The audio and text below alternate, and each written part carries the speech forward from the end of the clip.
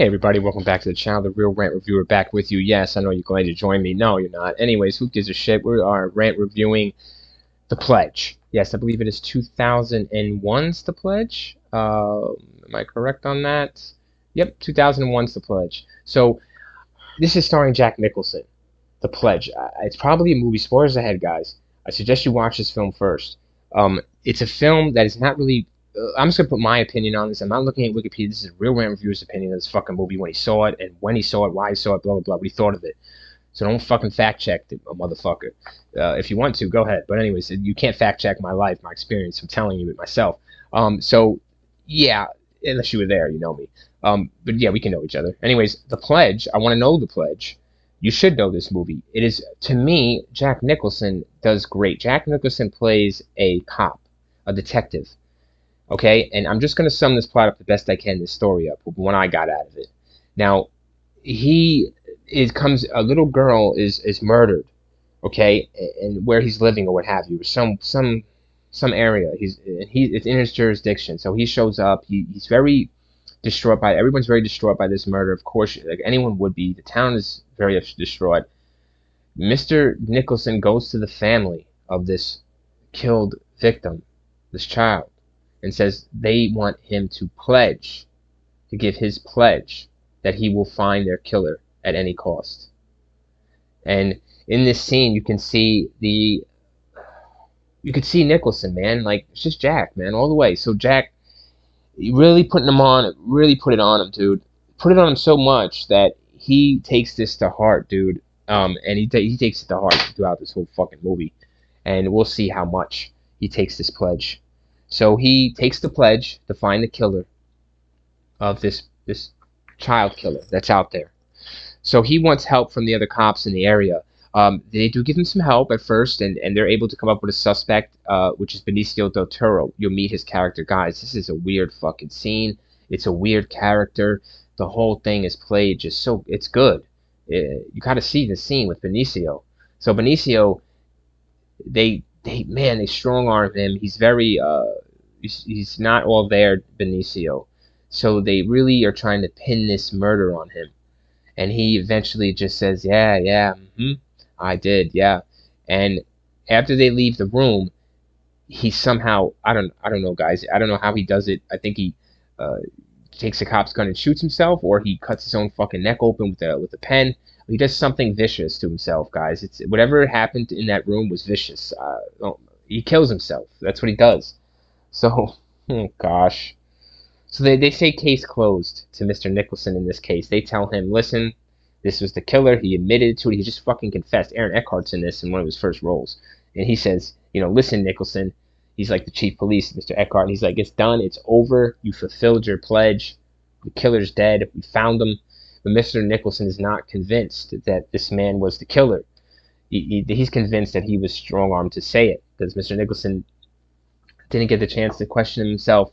He just doesn't believe he believes the killer's still out there, that his pledge is still valid.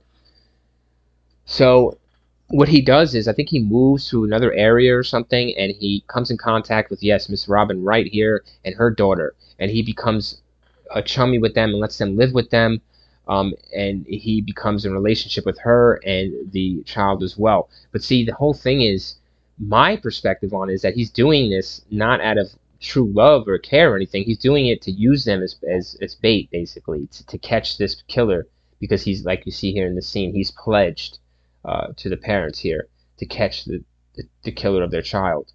And so he's doing that, and he's doing that, and he's still not convinced. He buys a gas station close to a road. He has a little girl play by the road, and one day he sees a car. A car pulls up next to, it has like a porcupine thing on the whatever. Anyways, all of the connections in the movie will make sense, but basically it's a car, talks to the little girl, and leaves. Mr. Nicholson runs out. He asks her what the man said, and the man said something to her, and then that's it. So Mr. Nicholson now is very suspicious of this man. He said he's the wizard or something like that.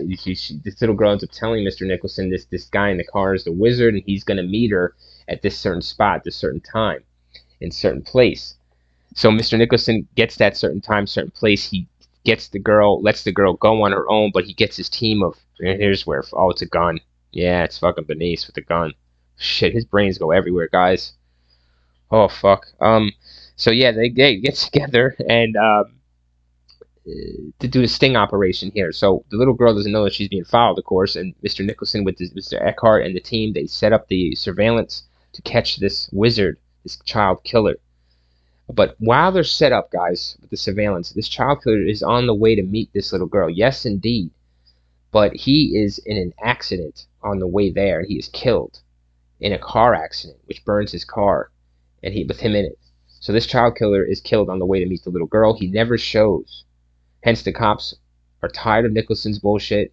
It's all a joke. Nicholson has lost it over. They're convinced that Nicholson is just a washed up detective. This is all in his fucking mind. He's gone delirious over his pledge, and the real killer is already Benicio. It's been done. The killer never shows, guys, because obviously we've seen that he's dead. So, but Mr. Nicholson, the cops leave.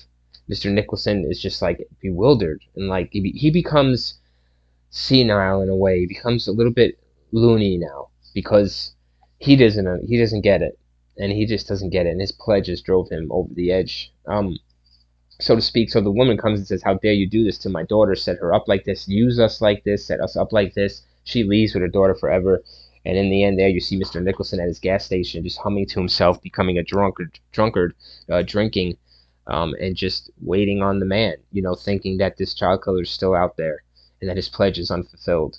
But as the cops at the end of the movie go towards, you see the cops leave, and they see that they go past the car accident scene. They see the burning car, and they say, "Oh, poor son of a bitch! That must have been in that accident." But of course, no, because it was the killer.